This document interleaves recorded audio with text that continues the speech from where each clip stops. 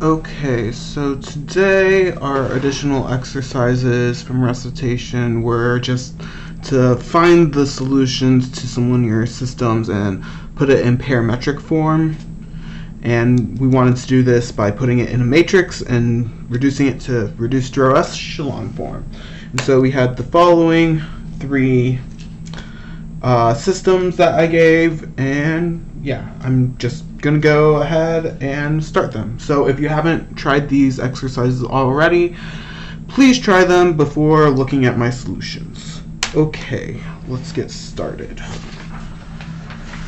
So the first one I gave was x1 plus 2x2 plus 3x3 is equal to 9, 2x1 minus x2 plus x3 is 8, and 3x1 plus 0x2 minus x3 is equal to 3. So what we do is we put it in a matrix, an augmented matrix. And so basically we just take the coefficients. So we have 1, 2, 3. We put a line here for the equal sign, and we have 9. Then we have a 2, negative 1, 1, 8, 3, 0, negative 1, 3. Okay, so we have this. And we want to put it in reduced row echelon form. And so we have a 1 in the top left-hand corner, and that's good, because we want a 1 here. And to put it in reduced row echelon form, we should eliminate all entries below it. So we will do the following row operation. R2 is R2 minus 2R1, and R3 is equal to R3 minus 3R1. So we cooked up these row operations in such a way that it makes this entire column 0. So we know our first row doesn't change. We did nothing to change it. Our second row, well, we know we made our row operation in such a way that we make this to a 0. Then we have negative 1 minus 2 times 4. So negative 1 minus 4 is negative 5. And then we have 1 minus 2 times 3 is 6. So 1 minus 6 is negative 5. 8 minus 18 is negative 10. And then, well, 3 minus 3 is 0. 0 minus 6 is negative 6.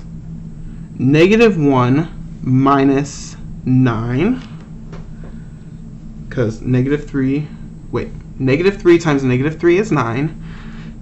Negative 9, so negative 1 minus 9 is negative 10. And 3 minus 3 times 9 is 27, so that gives us negative 24. So what I'm going to do now is, for this to be in reduced row echelon form, I want a 1 right here. So I'm going to take my second row and divide it by negative 5. And another step I'm going to do right now, so I'm going to do R2 is equal to negative 1/5 R2. I am also going to do divide by negative 2 on my third row, because I see everything can be divided by negative 2. So R3 is negative 1/2 R3. So we get the following. Our first row doesn't change. Our second row, well, these negative 5s become 1s. Negative 10 becomes a 2. And our third row, negative 6 divided by negative 2 is 3.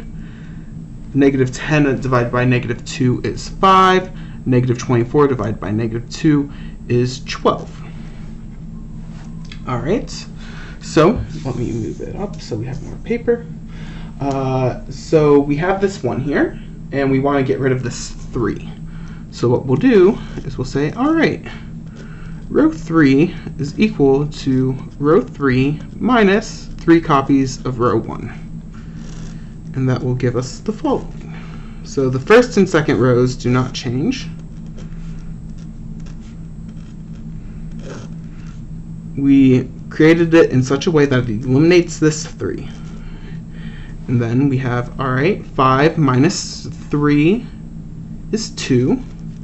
12 minus 6 is 6. Okay. So we want a 1 right here for it to be in reduced echelon form. Because right now it's in row echelon form. So that means that so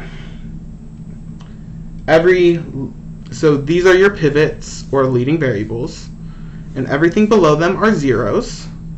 And going left to right and top to bottom, we have our leading or pivot variables. But for it to be in reduced row echelon form, we want all of our leading variables to be 1 and the columns above them to be zeroed out. So we're going to just do R3 is equal to 1/2 R3. And this will give us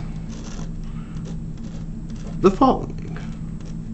So the first and second rows don't change. Third row, we divide by 2, so 2 divided by 2 is 1, 6 divided by 2 is 3. All right, let me get some more paper.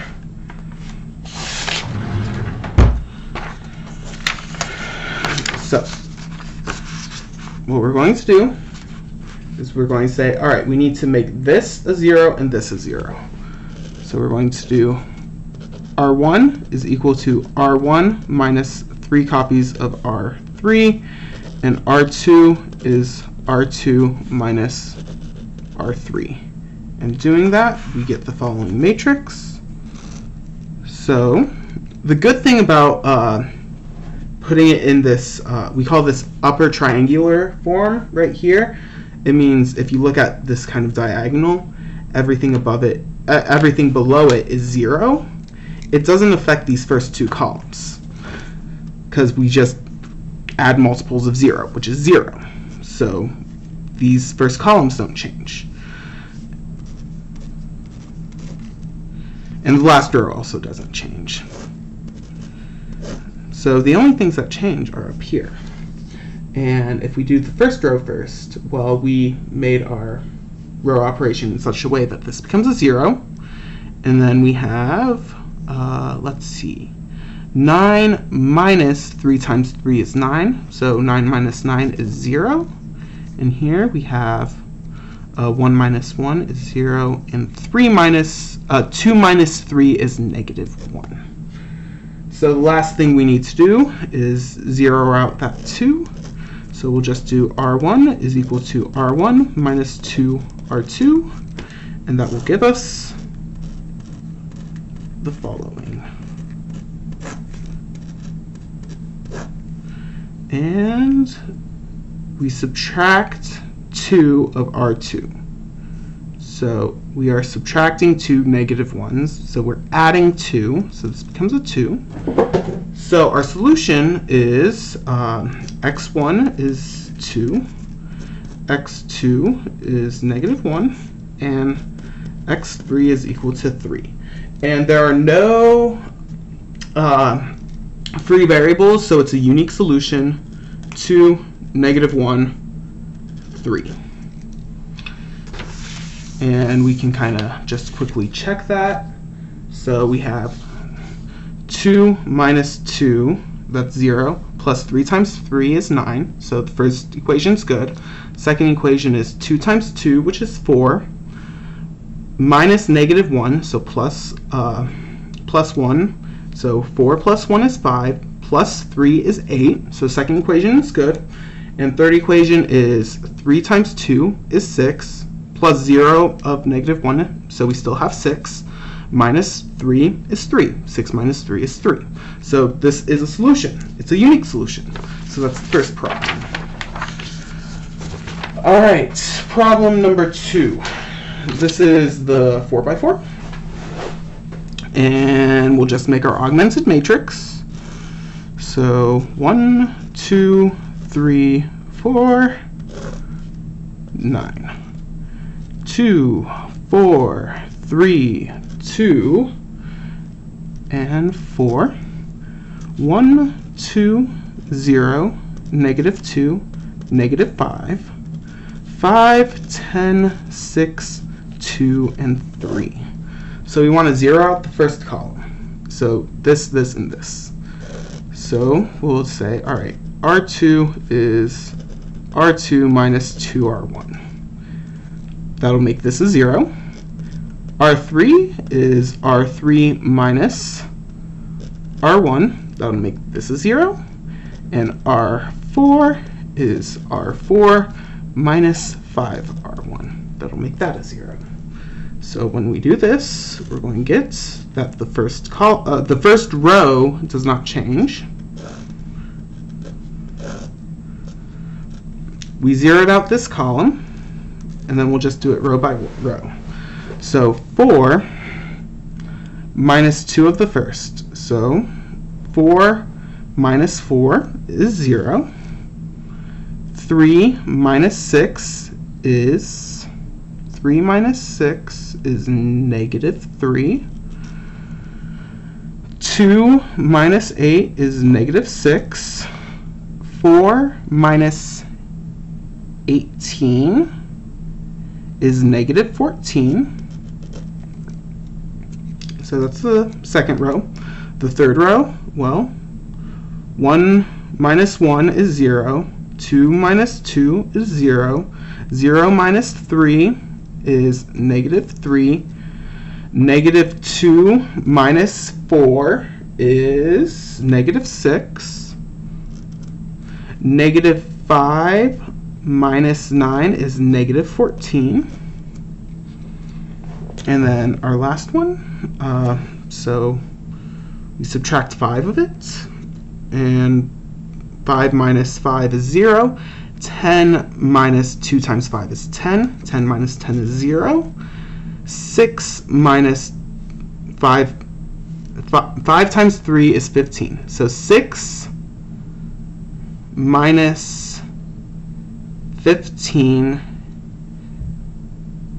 is negative 11. Negative 11. That seems right. 6 minus 15. Negative 9. My bad. 6 minus 15, negative 9. That's what it is.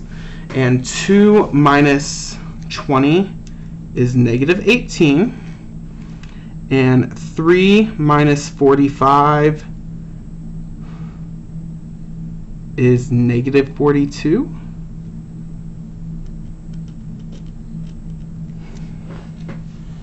All right, so something I want to notice. So we see these two rows are the same. And you can also notice that this the fourth row is just 3 times this row. So what I'm going to do is I'm going to say, okay,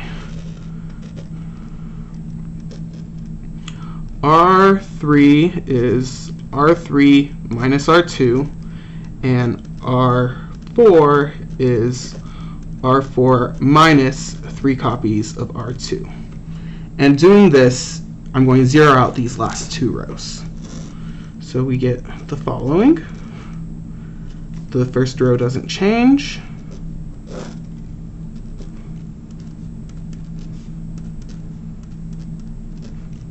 And we zeroed out these. And now to put it in reduced row echelon form, we need to divide by negative 3. So we'll say R2 is negative 1/3 R2, and we get the following. The first row doesn't change.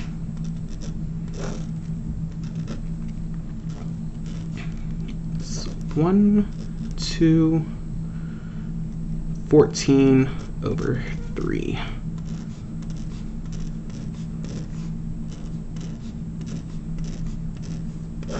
And we get this matrix. And this is in reduced row echelon form because we have only 2 pivot variables. So these are our pivots, which means x2 and x4 are free variables. So when we are trying to describe the solution, we need to put it in parametric form. So let me grab some more paper, and I'll show you how to do that.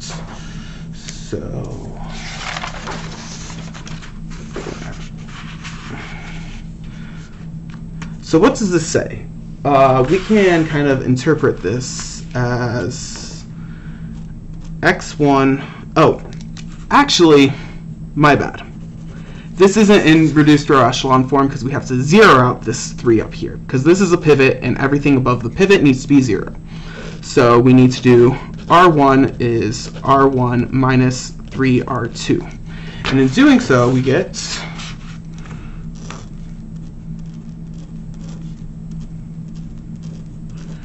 so we zeroed out the top row because that's how we made our row operation. 4 minus 6. 4 minus 6 is negative 2.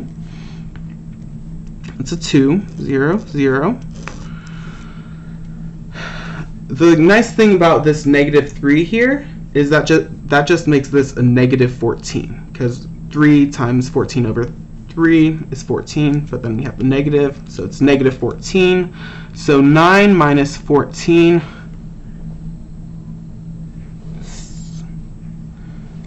I'm awful at arithmetic. 9 minus 14, is that 5? Negative 5? Negative 5, I think. Because, let's see. 9 minus 14 is equal to negative 5. If we add 14 to both sides, yes. So it's negative 5. And then 14 over 3, 0, 0. And the reason this is nice is that this here corresponds to x1 plus 2x2 minus 2x4 is equal to negative 5. And then we also have x3 plus 2x4 is equal to 14 over 3. And we want the parametric form. And so what we do is, the way I like to think about it is because our free variables, the reason why they're called free variables is they're free to be whatever they want. So we're just going to simply move all of the free variables to the other side of our equation. And in doing so, by moving them to the other side, we'll get the parametric form. So for our first one, x1 is our leading variable. So it is equal to, well, we have negative 5 minus 2x2 plus 2x4. And then we also have x3, because that's a pivot variable, is equal to 14 over 3 minus 2x4. And yeah, that's our solution. And we could also say x2 is equal to x2 and x4 is equal to x4. But these are free, so they can be whatever they want. They can be any real number. All right, so that is the solution to problem 2. Now I will give the solution to problem 3. So we're back. Let my camera focus. Okay, 3 by 3 system. So we make our augmented matrix. So this is a 1, 2, 1, 2, 3, 2, 1, 4, 5, 6, 3, 8. So we want to zero out these columns. So we're going to do R2 is R2 minus 3R1, because we have this 1 right here. So we can just zero this out. And R3 is R3 minus 5R1. So this gives us 1, 2, 1, 2. We zeroed out this column. So what do we have? 2 minus 6. So 2 minus 6 is negative 4. 1 minus 3 is negative 2. 4 minus 6 is negative 2. Now we're subtracting 5 of that, so 6 minus 10 is negative 4. 3 minus 5 is negative 2. And 8 minus 10 is negative 2. So we have that this is just the same as that one. So we can just zero out this row by subtracting row 2. So we have R3 is R3 minus R2. That will zero out this last row because they're the same. So if we subtract that from that, we'll get a 0 row. 2, 0, minus 4, minus 2, minus 2. We just zeroed out this row. Now we want this to be a 1. That way we can zero out that column. So we'll divide by negative 4. So R2 is negative 1/4 R2. And that will give us, the first row doesn't change. This is 1, 1/2, and 1/2. 0 for the last row. Now we have to zero out our top row. So we have R1 is equal to R1 minus 2 R2. So since we subtracted 2, this becomes a 0. Well, that's a 1/2, but minus 2, that's a negative 1. So this is 0. This is 2 minus 1 is 1.